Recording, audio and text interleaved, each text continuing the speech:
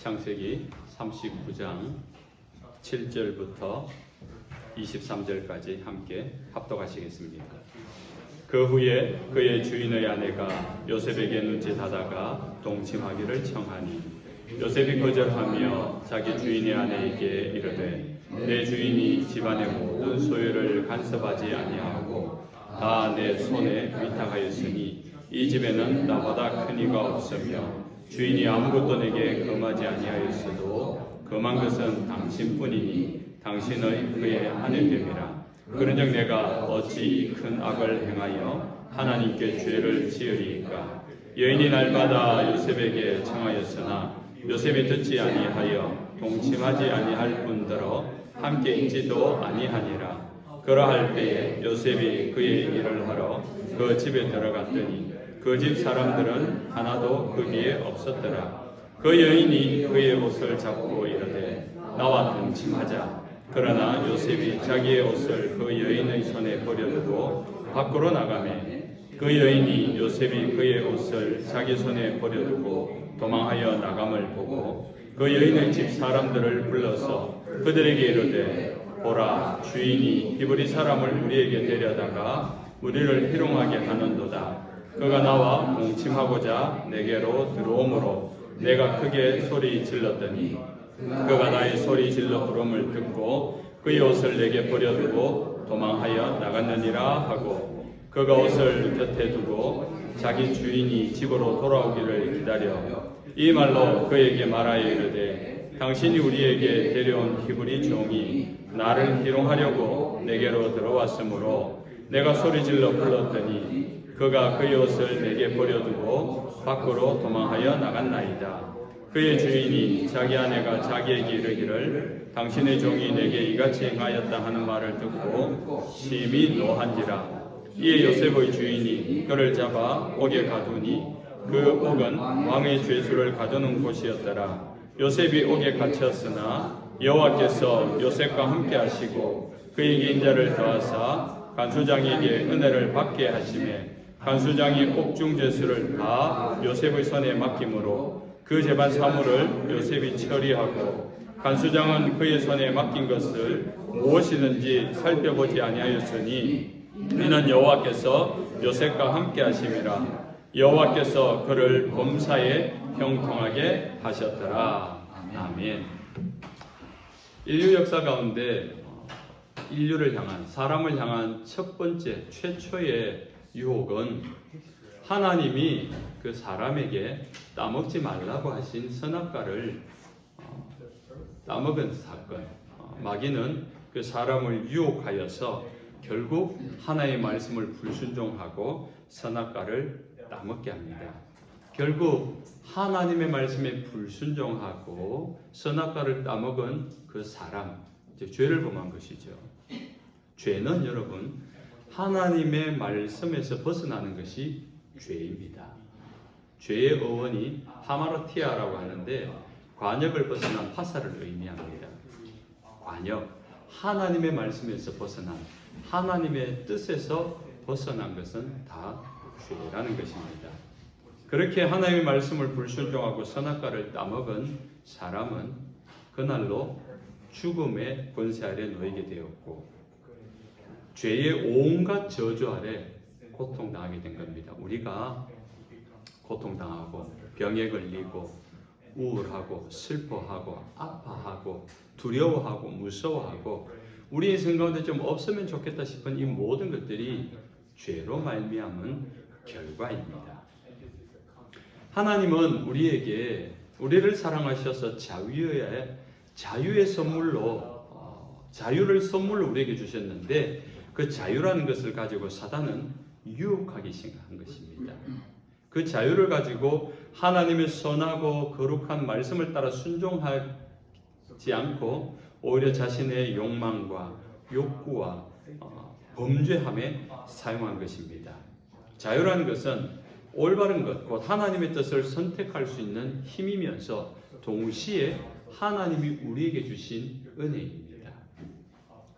유혹이란 단어의 국어사전적 의미를 보면은 꾀어서 현혹하거나 좋지 아니한 길로 이끔을 의미합니다. 한번 더 읽어드릴게요. 유혹이란 꾀어서 현혹하거나 좋지 아니한 길로 이끔. 그것이 유혹입니다. 요셉이 바로 왕의 친위 대장인 보디발 집에 노예로 팔렸습니다. 그리고 우리 지난주까지 보았을 때 요셉이 그 보디발이 부러워할 정도로 이 요셉의 형통함, 요셉이 하나님께 하는 것을 보고 보디발의 신임을 얻고, 그래서 보디발은 모든 것을 이 요셉에게 맡깁니다. 그 정도로 신임을 얻었는데, 이번에는 보디발의 아내가 요셉에게 찾아와서 유혹합니다. 어떻게 유혹합니까? 7절에 그의 주인의 아내가 요셉에게 눈짓하다가 동침하기를 청하니. 시간적 경과를 이야기하죠. 눈짓하다가, 처음에는 이렇게 사인을 보내다가 자신의 어떤 호감을 표시하고 또 스킨십도 있고 이렇게 하다가 나중에는 때가 되었다 싶을 때 과감하게 동침하자라고 이렇게 요청했다는 겁니다. 이것이 여러분 죄의 유혹입니다. 죄라는 것은 가랑비에 옷 젖듯이 서서히 젖어들면서 어느 순간 우리를 죄에 젖어들게 만듭니다. 유혹은 언제나 그럴듯합니다. 매력이 있습니다. 지금 요셉의 상황을 한번 상상을 해보십시오. 남편은 출근하고 없는데 안주인이 요셉이 마음에 들어서 유혹합니다. 그 유혹에 동침하고 싶은 유혹입니다. 그러니까 주인이니까 다른 모든 노예들은 나가라 하고 집안에 아무도 없습니다. 은밀하게 이 죄를 지어야 되니까요. 요셉을 부른 겁니다. 가까이 불러서 유혹합니다. 이 일을 아는 사람이 아무도 없습니다. 아니 설사 하인 중에 누가 안다고 한들 그 말할 수 있겠습니까? 안주인의 권력으로 말하는 순간, 입 뻥끗하는 순간 죽일 수도 있는 것 아닙니까? 누구도 보지 않고 누구도 볼 수 없고 누구도 입댈 수 없는 상황 가운데 안주인이 요셉을 유혹하고 있습니다. 지금 요셉은 보디발 장군의 신임을 얻어서 집안의 모든 일을 다 관할하는 실세입니다. 권력을 가졌습니다. 그런데 이제 안주인이 자기를 마음에 들어합니다. 그리고 자기를 좋아하고 자기와 함께 동침할 정도라 되면은, 그렇다고 이거는 말할 수 없는 겁니다. 말했다가는 안주인도 자기 남편에게 어떤 해를 입을지 모르기 때문에 은밀한 교제가 되는 겁니다.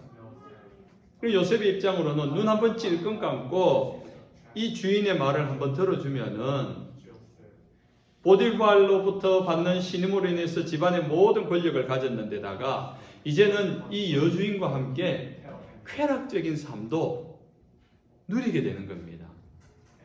그러면 사실 이 집안의 모든 것은 요셉의 소유라고 해도 과언이 아닐 정도로 모든 권력과 모든 즐거움을 누릴 수 있게 되는, 어떻게 보면 기회인 것입니다. 노예의 신분에서 권력과 쾌락적 욕구를 마음껏 누릴 수 있는 기회가 요셉에게 찾아온 것입니다. 이게 여러분 그럴듯하잖아요. 죄는 그렇습니다. 죄가 유혹할 때는 그럴듯합니다. 적당히 타협하면은 내가 편리해집니다. 내가 가지는 것이 많아집니다. 죄의 유혹은 안 되는 줄 알지만 한 번 더 생각하게 만듭니다. 워낙에 이 죄가 주는, 그 유혹이 주는 대가가 크기 때문에, 탐나는 것이기 때문에 한 번 더 생각하고 한 번 더 고민하고 한 번 더 갈등하고 한 번 더 주저하게 됩니다. 그런 갈등과 고민이 된다면 그것은 분명 죄의 유혹이 가능인지 큰 줄로 믿으시기 바랍니다. 유혹을 받은 요셉의 반응은 즉각적이고 단호합니다. 8절이죠. 요셉이 거절하며, 그 요청을 받자마자 거절합니다. 요셉이 거절한 이유가 있습니다. 단순하게 말하면 그것은 죄이기 때문입니다. 자신을 믿어주고 신임해주는 보디발 장군에 대한 신뢰를 무너뜨리는 것이고, 무엇보다도 하나님 앞에서 이것은 죄라는 것을 요셉이 알고 있었던 겁니다. 9절이죠. 내가 어찌 이 큰 악을 행하여 하나님께 죄를 지으리까. 지금 아무도 보지 않고 있습니다. 아무도 듣지 못하고 있습니다. 아무도 누구도 모르는 가운데 있는 겁니다.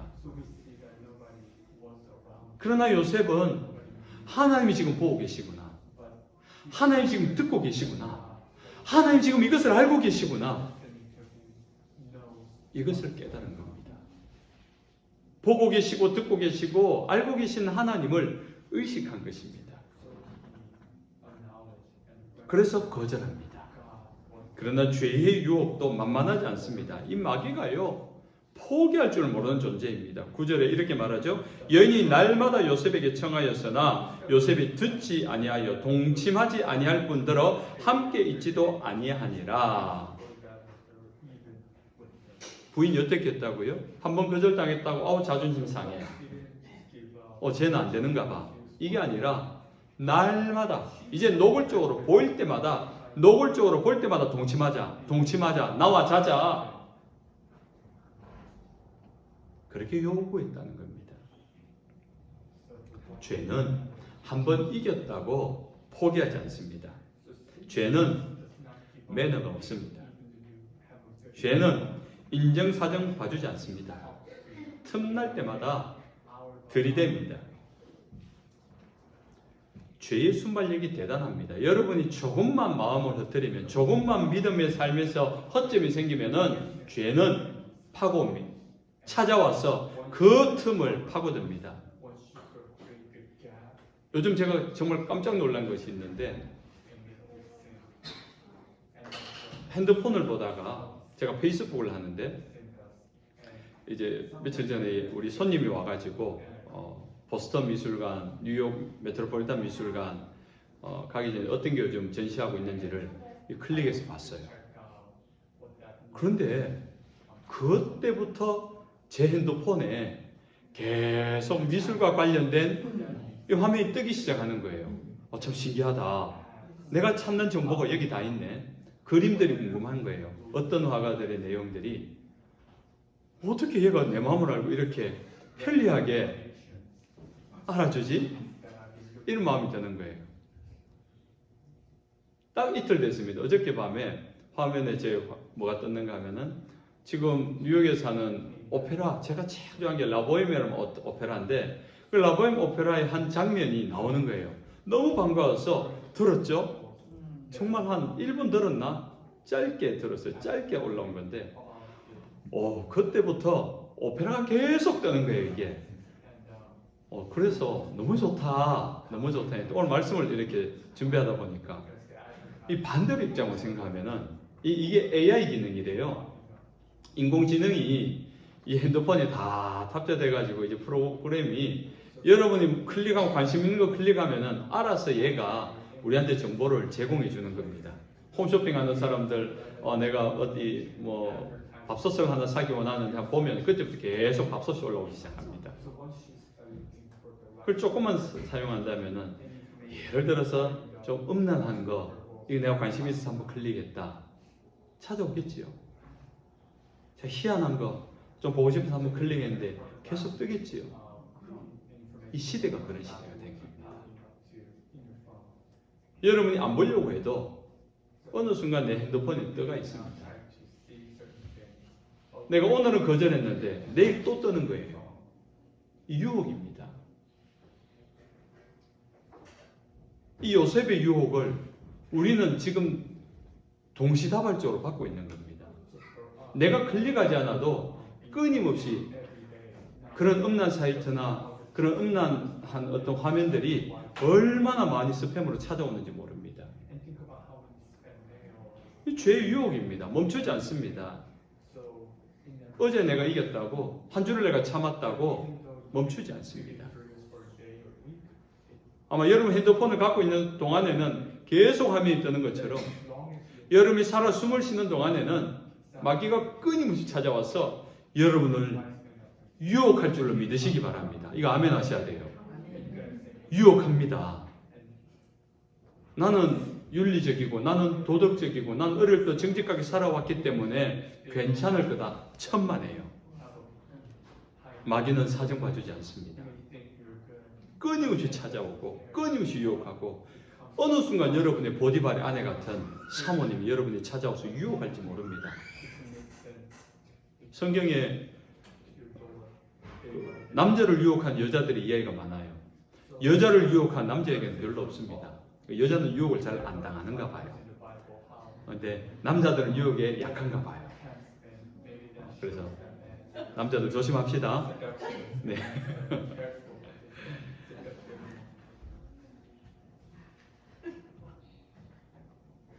요셉은 그런 유혹이 찾아올 때마다 날마다 동침을 요구하고 하루에도 서너 번씩, 10번씩 유혹할 때마다 요셉은 거절했다는 겁니다. 사랑하는 성도 여러분, 요셉에게 유혹을 대하는 자세를 배우십시다. 유혹이 찾아올 때 거들떠도 마십시오. 요셉이 어떻게 합니까? 여인이 날마다 요셉에게 청하였으나 요셉이 듣지 아니하며 동침하지 아니할 뿐 아니라 함께 있지도 아니하라. 세 가지 동사 사용되고 있잖아요. 듣지도 않았다. 유혹하는 죄에 대해서는 뭐 말을 하면 듣지도 않았다. 함께 있지도 않았다. 동침하지 않았다. 이것이 죄를 대하는, 유혹을 대하는 요셉의 자세입니다. 여러분, 이것은요, 마음 먹는다고만 되는 것이 아닙니다. 매일 반복하고 아침에 나갈 때 오늘 내가 유혹당하지 않으리라. 커피 한잔 마시면서 내가 오늘 죄에게 유혹당하지 않으리라. 점심밥 먹으면서 내가 죄의 유혹에 빠지지 않으리라. 오후에 또 차 한잔 마시면서 내가 죄의 유혹당하지 않으리라. 드디어 무사히 집에 돌아왔을 때 내가 죄의 유혹에 빠지지 않으리라. 잠들 때까지 내가 죄의 유혹에 빠지지 않았다면 주님 감사합니다. 그날은 아무 일도 없이 지나간 게 아니라 그날은 죄에 대하여 여러분 승리한 날입니다. 왜냐하면 마귀는 그날 하루 종일 여러분의 틈을 노리고 있었거든요. 그래서 지나가는 사람에게, 지나가는 화면 속에, 지나가는 매스미디어의 소리 속에 얼마나 많은 것들을 여러분 유혹했는지 모릅니다. 그런데 거기에서 마음을 지켰고 눈을 지켰고 귀를 지켰고 우리의 믿음을 지켰다면 그날은 승리의 날입니다. 하나님의 은혜가 지켜진 날인 것입니다. 그렇게 살다 보면은 어느 날 보디발 사모님 같은 사람이 유혹하는 적극적이고 정말 막 거절하기 힘들 것 같은 큰 베네핏이 있고 대가가 있어도 단호하게 요셉처럼 거절할 수 있고 유혹을 이길 수 있을 줄로 믿으시기 바랍니다. 그럼 그런 유혹 이후에는 무엇이 여러분을 찾아올까요? 여러분이 유혹을 이겼습니다. 죄를 이겼습니다. 그럼 그 다음에 무슨 일이 생길까요? 놀랍게도 또 다른 유혹이 찾아옵니다. 유혹을 이기고 시험을 이겼다고 끝이 아닙니다.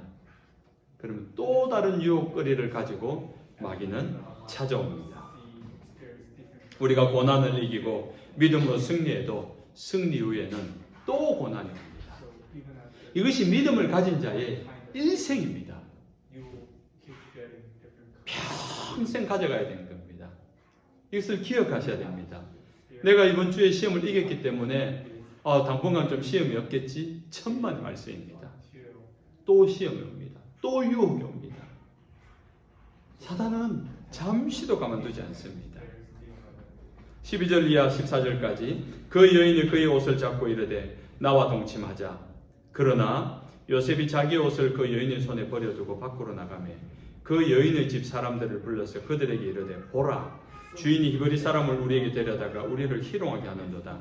그가 나와 동침하고자 내게로 들어오므로 이렇게 이야기합니다. 요셉을 향하여 보디발의 아내가 거짓말합니다. 모함합니다. 비난이 시작됩니다.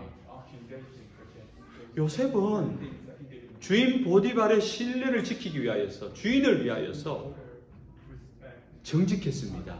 윤리적이었습니다. 부인의 동침, 끊임없는 동침을 한 번도 허락하지 않고 거절하면서 믿음을 지켰습니다. 순결한 마음을 지켜내었던 겁니다. 정말 상을 줘야 될 사람 아닙니까? 하나님 앞에 이토록 믿음을 지켜낸 사람 드물지 않습니까? 그렇게 유혹을 이겼고 시험을 이겼고 정직하고 거룩하게 윤리적으로 성공했는데 그 결과가 무엇입니까? 모함을 받아서 거짓말에 그냥 감옥으로 갇히는 겁니다. 고난당하는 겁니다.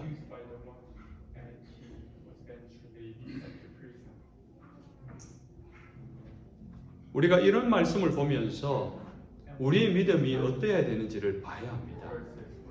믿음 생활을 할 때는 때로는 내가 정직하고 내가 믿음으로 살고 내가 거룩하게 살아도 그 믿음의 이유 때문에 그 정직함의 대가로 고난을 당할 수 있다는 겁니다. 우리 학생들 가운데 교회를 처음 나온 친구들이 있는데 와 그런 믿음 생활 왜 하는 생각이 들겠습니다. 믿음 생활은 그런 겁니다. 예수를 믿으면 잘 되지만 않습니다. 예수 믿는다고 안 되는 일이 잘 되고 안 되는 장사가 잘 되고 안 되는 취업이 잘 되고 좋은 학교 가고 높은 자리 가고 꼭 그런 것만은 아닙니다. 오히려 그것 때문에 그 믿음 때문에 고난당하고 억울하고 제가 한 달 전에 미주 총회를 갔다 왔지 않습니까? 총회를 처음 가봤는데 미국 전역뿐만 아니라 이 교단에서 파송한 선교사님들도 많이 들어오셨더라고요. 그래서 그날 첫날 그 사모님들이 한 40명 정도가 성가대로 찬양을 하시는데 제가 그 찬양을 듣다가 울었습니다. 왜 울었는가 하니까 성가대 찬양하시는 사모님들 뭐 절반은 사모님 절반은 선교사님들이신 것 같은데 건강하신 분이 없어요. 다들 뭔가가 병에 걸려있고 건강에 잃어버린 가운데 정말 온전하신 분이 몇 분 안 되시는 것 같아요.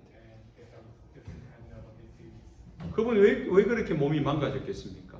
그 선교지에서 그 사역지에서 몸을 돌보지 않고 그렇게 수고하고 헌신한 대가가 병을 얻어온 거예요.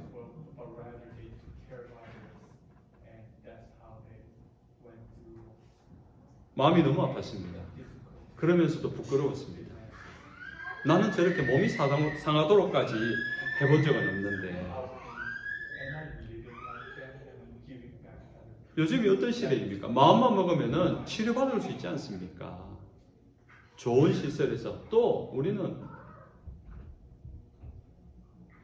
어디든 마음 먹은 대로 와서 좋은 의료 시설을 받을 수 있고 또 목회자, 선교사 그러면은 뜻이 있는 분들이 그 목회자 선교사들에 대하여서 의료 후원을 해주시는 분들이 있습니다. 한국에도 많습니다.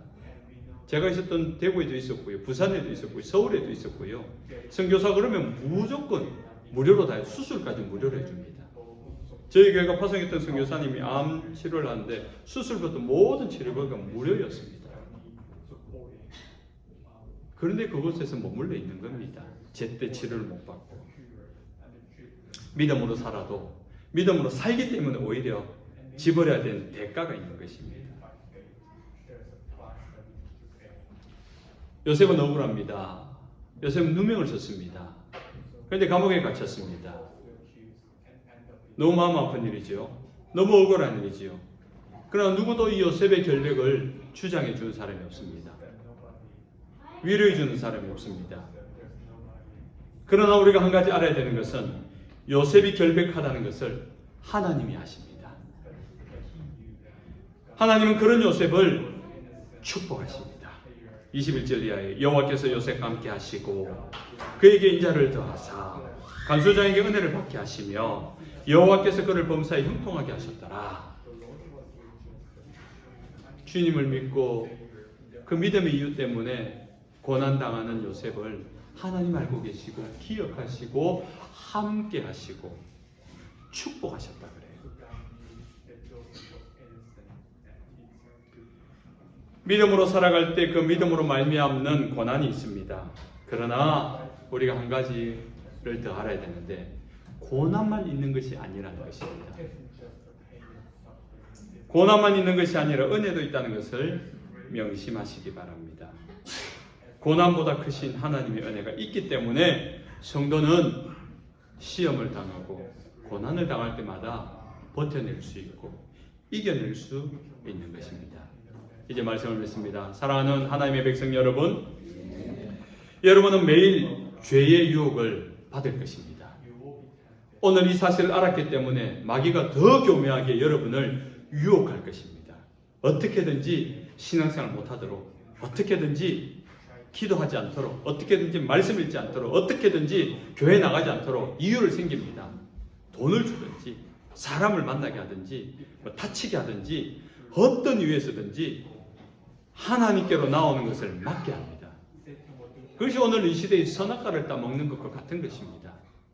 선악과를 지키려고 하는데, 하나님의 말씀을 지키고 싶은데 마귀는 끊임없이 유혹하면서 하나님의 말씀을 어기도록, 하나님께로 멀어지도록 유혹하는 것입니다. 유혹을 대비하십시오. 무슨 일이 있어도 죄와 타협하지 마십시오. 믿음을 지켜내십시오. 때로는 믿음의 대가를 혹독하게 치를 수도 있을 것입니다. 그러나 믿음의 대가로 치르는 고난과 함께 주시는 하나님의 더 큰 은혜가 있음을 믿고 그 은혜까지 다다를 수 있는 저와 여러분 되시기를 주님의 이름으로 축원합니다. 아멘. 찬송하겠습니다. 찬송가 338장.